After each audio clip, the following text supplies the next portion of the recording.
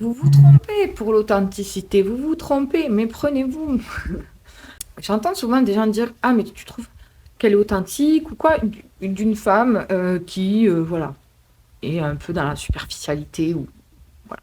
Ça ne veut pas dire qu'elle l'est, mais à travers ce qu'on voit. Attention, ne pas se fier à la couverture d'un livre sans l'avoir lu. Là où je veux en venir, c'est que beaucoup de gens confondent. Il y a l'authenticité, quelque part, c'est pas faux, de se délester justement de tout ce qui est la matière.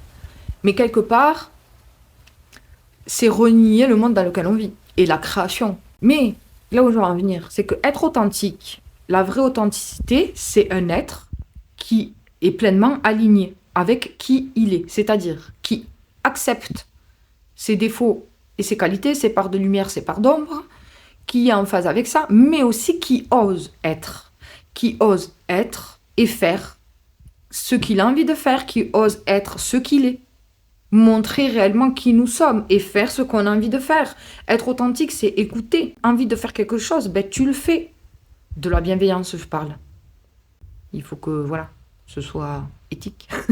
parce que, non, parce que il y en a, bon, on sait qu'il y a des gens, ils sont un peu dégénérés, donc, non, quand c'est pas bien de faire quelque chose, on évite de le faire, ok? Alors j'entends dire des gens, tu sais, qui cherchent à s'aligner justement avec leur lumière et qui sont attirés par le développement personnel, la spiritualité. En parallèle, ils sont aussi attirés pour, par exemple, devenir modèle photo, mannequin, je sais pas quoi. Ok. Et les gens ils disent: ah non, non, non, ce milieu, non, non, non, non. Ou chanteur, ou je sais pas quoi. Non, non, non, ce milieu. Mais t'es qui pour dire ça en fait? Qui es-tu en fait? Si la personne elle ressent un appel, ça fait peut-être aussi partie de sa mission de vie.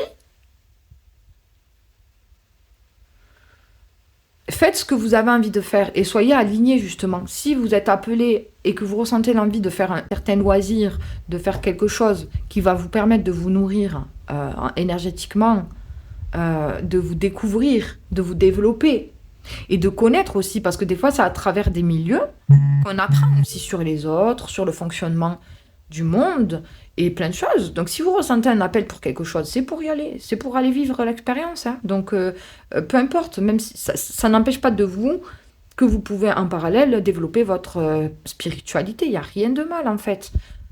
Du moment que vous êtes aligné avec ce que vous avez envie de faire. C'est ça l'authenticité. S'écouter. S'écouter à travers aussi les lignes, se décoder. Parfois même, on s'écoute et on se trompe.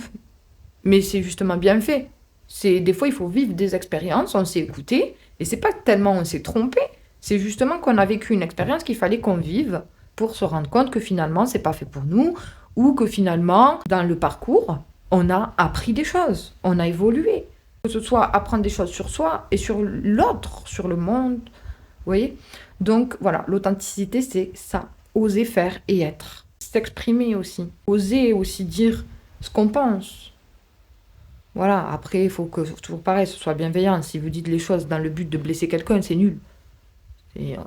Ça, c'est de la méchanceté gratuite. Malheureusement, des gens, ils ont besoin d'entendre aussi leur cas de vérité. Donc, des fois, il y a des gens, il faut un peu leur péter dans l'art. Gentiment, on y met un peu de forme. Hein. Mais voilà, vous dites les choses. Vous n'avez pas envie de faire quelque chose, vous dites non. Et quand vous voulez faire quelque chose, vous dites oui. C'est tout simplement ça, être aligné avec ses envies. Voilà, s'écouter. Et apprendre à s'aimer, du coup. Tout simplement.